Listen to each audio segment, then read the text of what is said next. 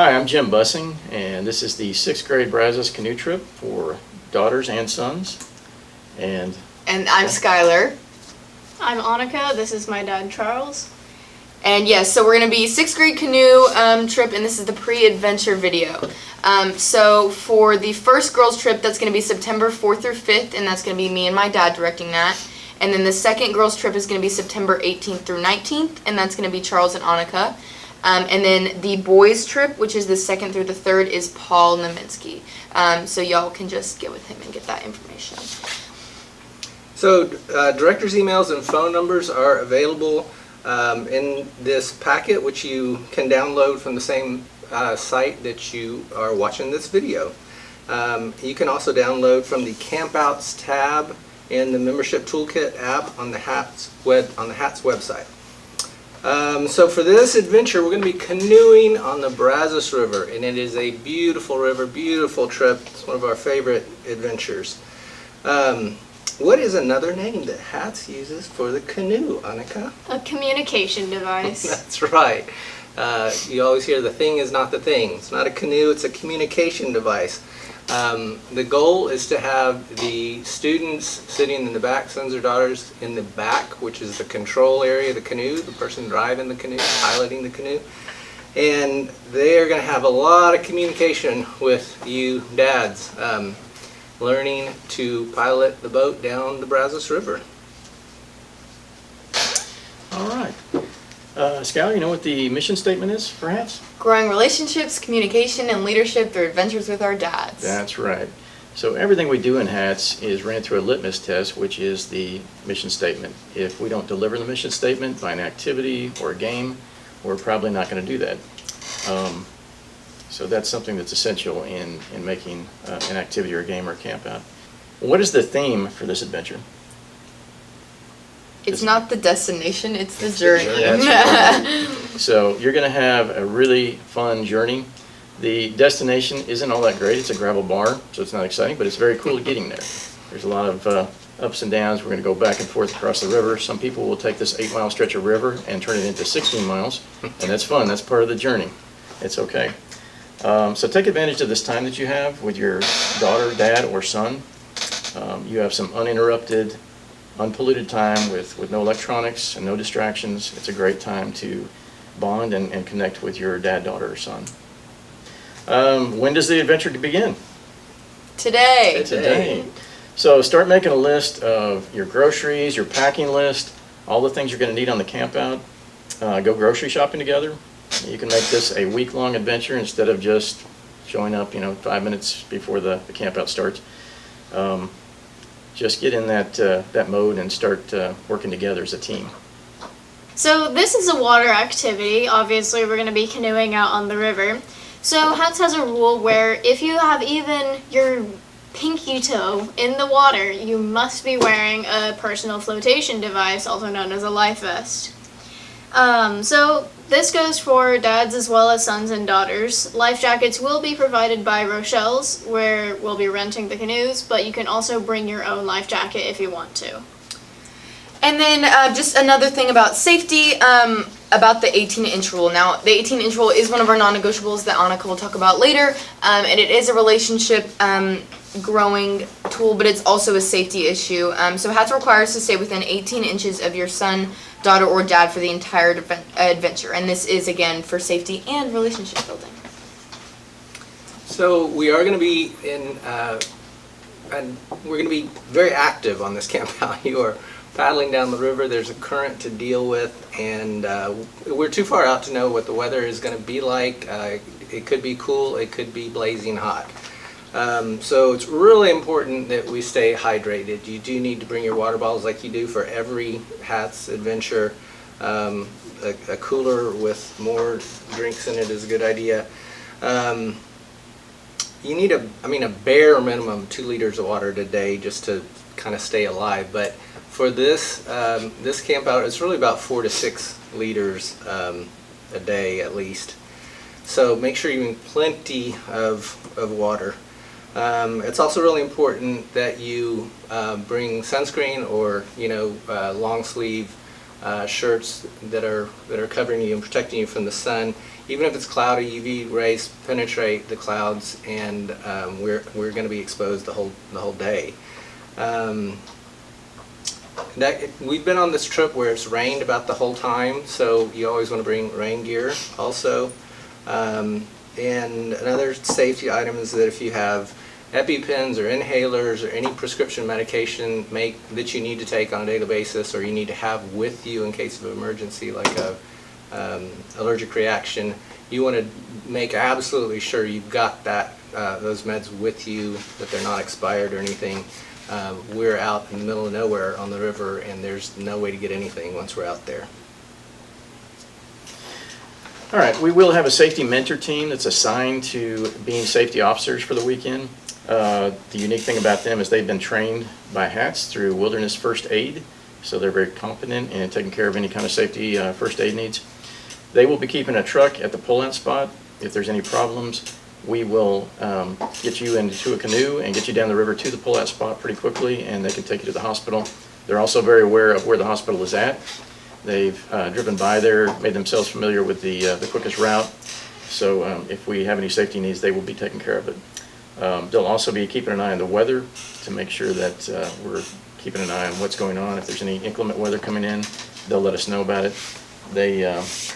And they also carry a first aid kit with them, a comprehensive first aid kit.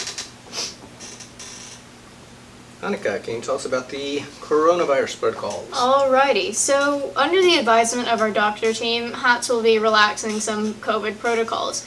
So masks won't be required for this camp out, not as they used to be like in the spring before.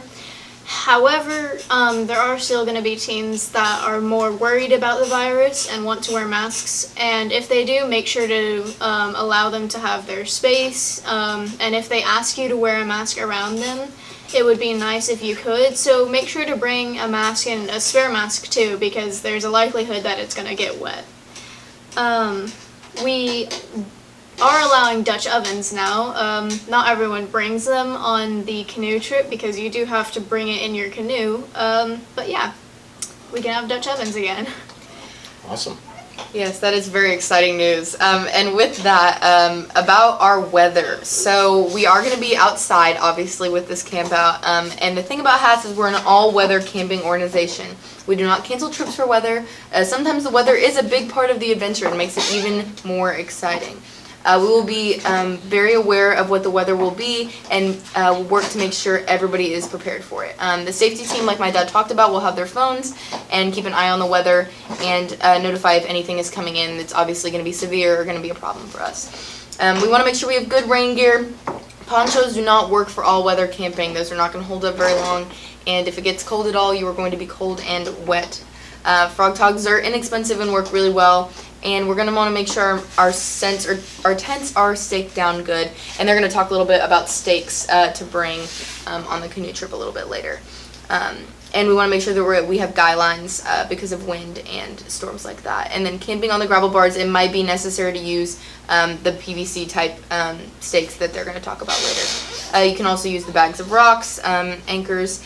And then as far as sleeping, we will be sleeping on the gravel bar with some areas that have pretty large rocks, so please bring an inflatable or closed cell foam pad to sleep on. Also, a sleeping bag or blanket will be necessary later in the evening because it could get a little bit chilly.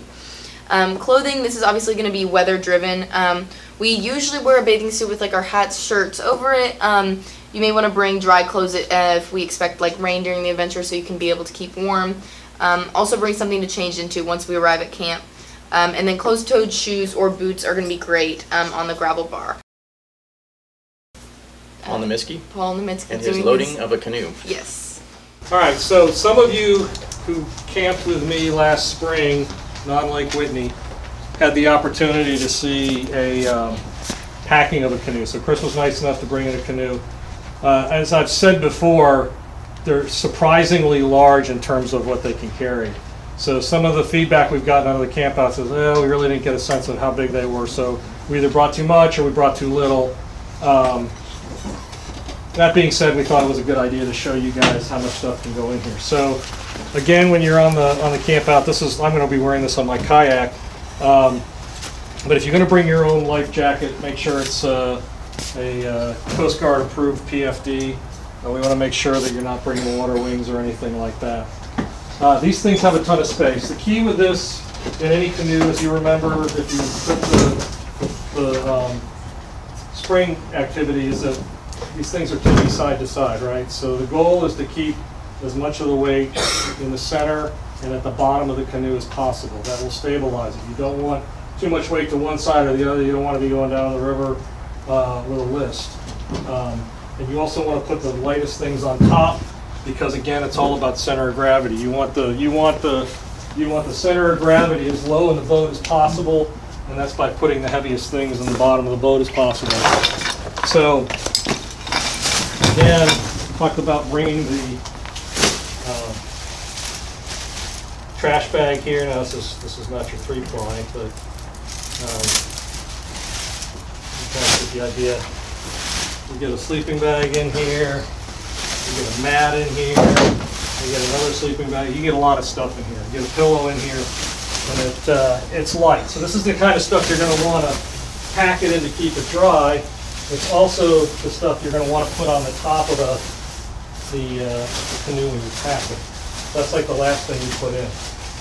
It's also nice and flexible, so it can get wedged into stuff. Okay? Coolers. You got a small cooler. I would suggest you put it near where you are going to be driving the canoe in the back or the front, so you can reach in and get your drinks. Nice to have there. If it's really heavy and it's big, put it back in this part of the canoe. But anyway, have it where you can reach in there and get some ice out or get a cold drink. That's a nice convenience to have. The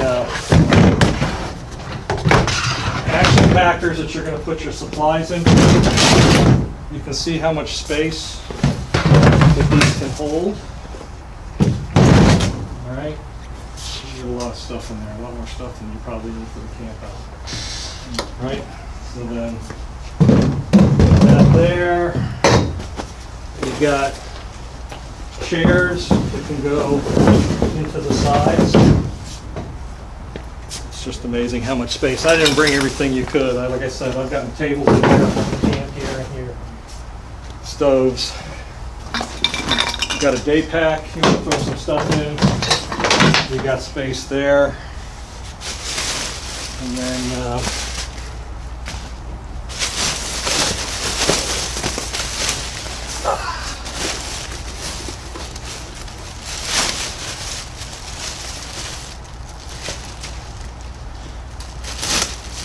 Real quick, it's the other side, there we go.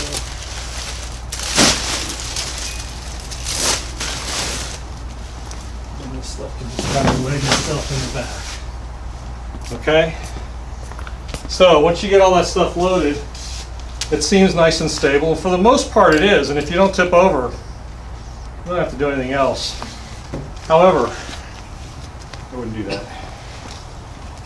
This is my kayak straps. I didn't bring my ratchet straps, but if you can go down to Home Depot for $20, $25, you can get a set of orange ratchet straps that are ideal for keeping these things down. But at a minimum, what you want to do is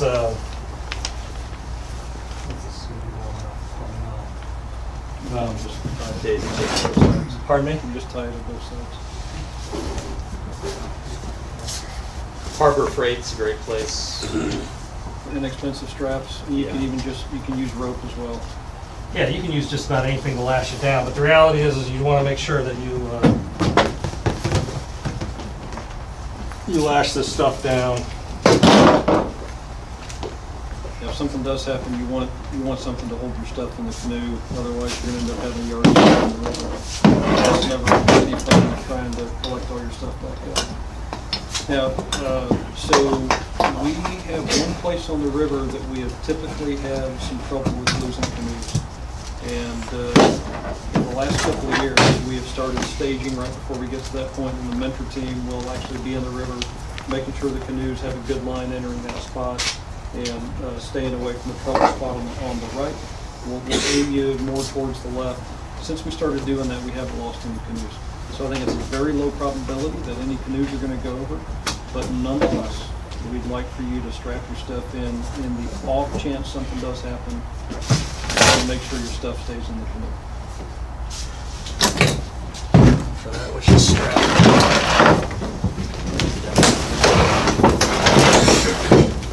That's where you want to be. We don't want this stuff floating down the river.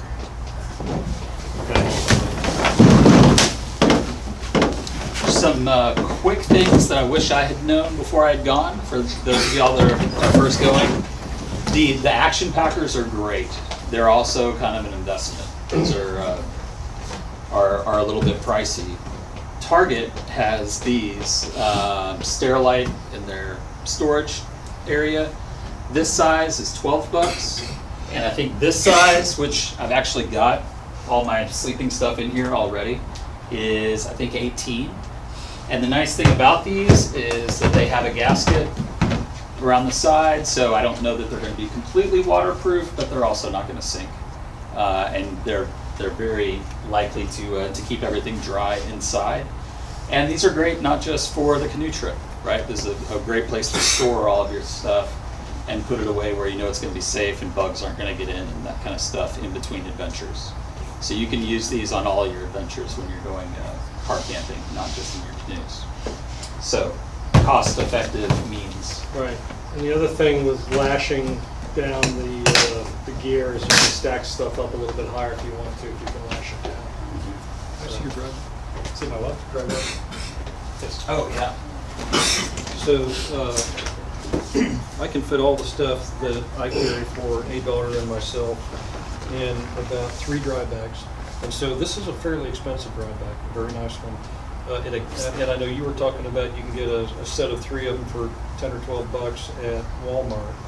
I don't know how are they this size or so? The largest I think was 12 liters. Okay. That sounds about right. Yeah, I think it was like a 12 liter, a 10 liter, and an 8 liter. 15, 18 liters, something like that. Okay.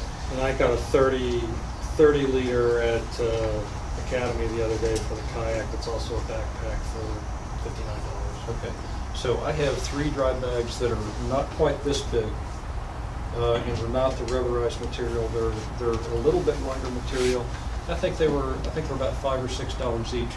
Here's what I really like, and I can fit all like the clothing, sleeping bags, stuff that I really want to keep dry, keys. I can fit that in those 3 dry bags for one of my daughters and myself. And then the great thing about a dry bag, you roll the top and you clip it at the top, and then you put it in your canoe and you run a strap through this part here. It's not going anywhere. It'll stay in your canoe. So I really like that aspect about a dry bag. So that's another consideration.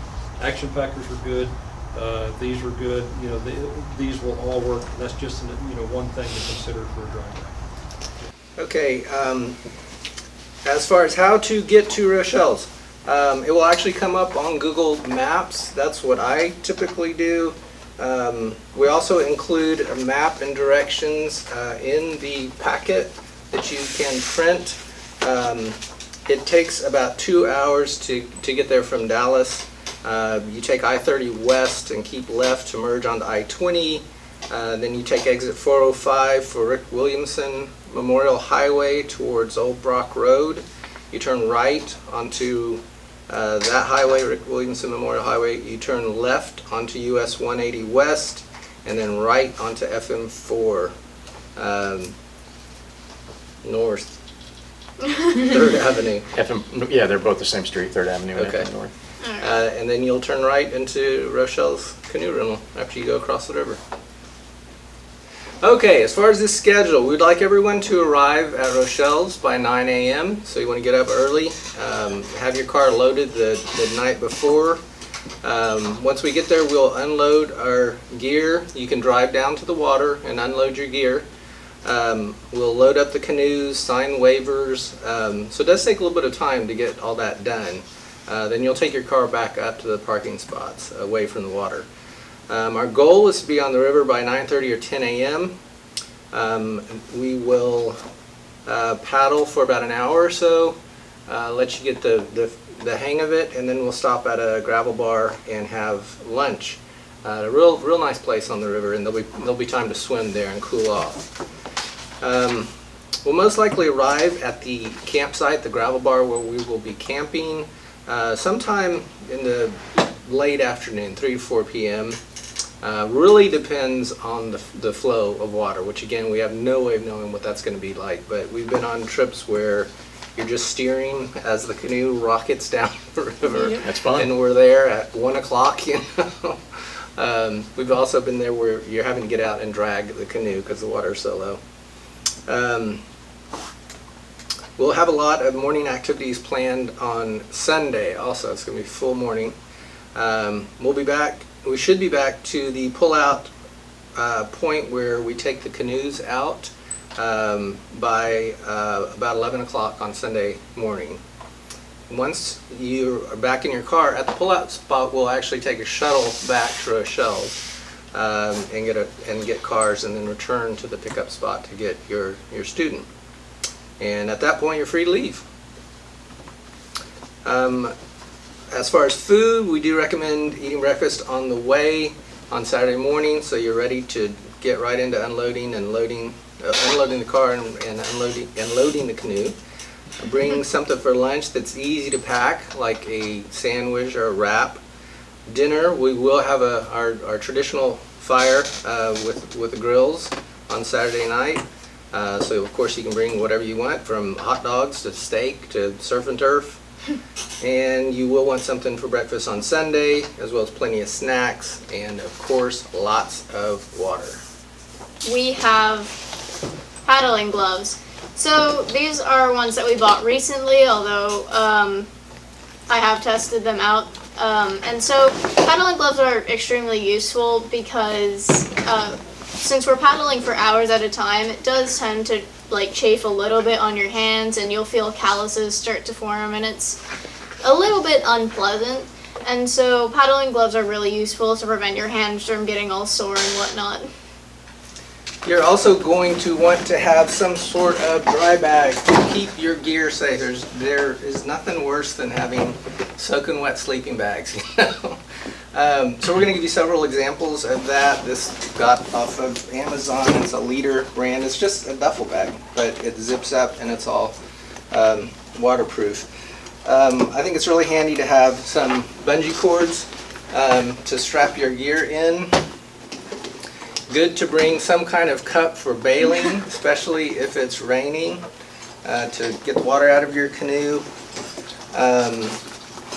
As far as stakes, we have used these for years. Just you get them at Academy and they work just fine. They're long enough, they're about a foot long, and they're long enough where you can get down into the firmer ground with them. So you just want to, these will not work at all. If your regular old, your regular old tent stakes are not going to work at all on the gravel bar.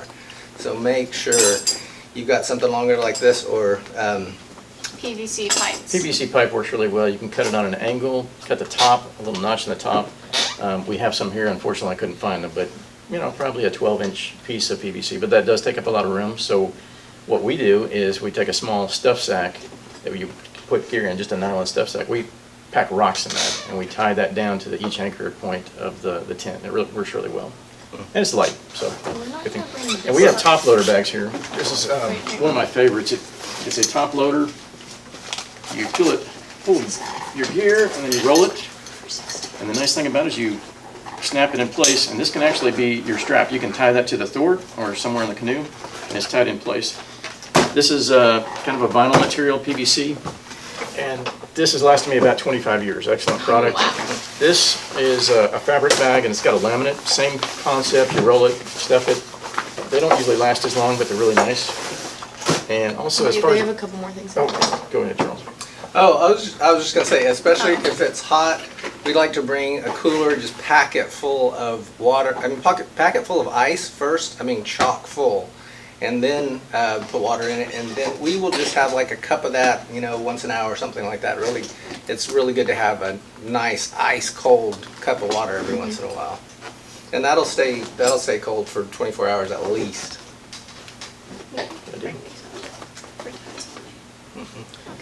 And as far as PFDs, they will provide you with a orange, you've probably seen the traditional square orange PVC, or not PVC, PFD that you put over your neck. It's very bulky, it's not very comfortable, and we have to wear them. Dads, sons, daughters all have to wear them the entire time we're on the boat, or if you have a toe in the water and you're swimming, you've got to wear it. So this is what I've done. It's just the best. There's a lot of rooms for your arms to move around. You can paddle with it. It's very comfortable. So just find something, a ski jacket if you want, or bring one from home if you've already got them that's comfortable. You'll be much better off on the river all weekend having a life vest like that. Also, we're going to be in aluminum canoes, so if we have sun out, it's going to be extremely hot. There's nothing like sitting down on a really hot canoe with your bathing suit on. It can get a little uncomfortable. So this is a very thin gel seat, and it protects you, and it's also soft. You don't have to sit on that hard surface. And Skylar usually sits on this. It's just this is actually a PFD type forward. It's a throwing device, but it makes a really good seat cushion. So you can get something cheap like that. It's $10 at Academy. These you have to order, but they're really nice as well. The non-negotiables. So these are the ground rules for HATS, and they're all about creating an environment for effectively delivering the HATS mission of growing relationships, communication, and leadership through adventures with our dads. As we mentioned before, we have the 18-inch rule.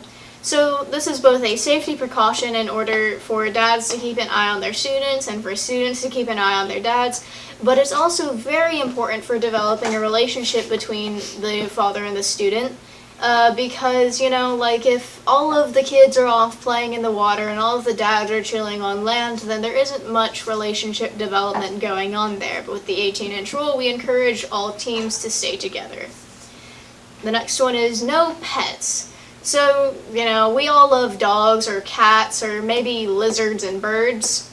But we're not going to be bringing any pets on this camp out. I don't think you would want to. It's a lot to have a dog or a cat in a boat, but the major part of it is we don't want any distractions, and pets are a very large distraction when it comes to developing relationships between fathers and kids. Another one is no alcohol. If you're in some other camping organization like the YMCA groups, then sometimes you'll end up with alcohol on those campouts, but again, it's a very large distraction and it gets in the way of our HATS mission, and so we do not allow alcohol on any of our campouts. Next is no firearms. Ha ha, gun go boom boom. Very fun. It's a great dad toy, but we won't have any firearms on any of our campouts, especially not this one, because, you know, it's another distraction. The dads will be off looking at their shiny little guns, and the kids will be doing who knows what, floating down the river. No electronics. This is, all of the non-negotiables are very big, but the no electronics is extremely important because, you know, I for one, I always have my phone on me, and while I may not always be on it, I'm constantly aware of it, and sometimes I do end up, you know, getting distracted by it when I'm supposed to be listening to my dad at home. And so on a camp out, it's a major distraction. We don't want to constantly be checking our phone for notifications, and there's really not much point in bringing it on this camp out because there's no cell service out on that river. So once again, distractions, and we're trying to limit as much of those as we can. So we're looking forward to having all of you on this adventure. Can't wait to see y'all. Bye. Bye. Bye.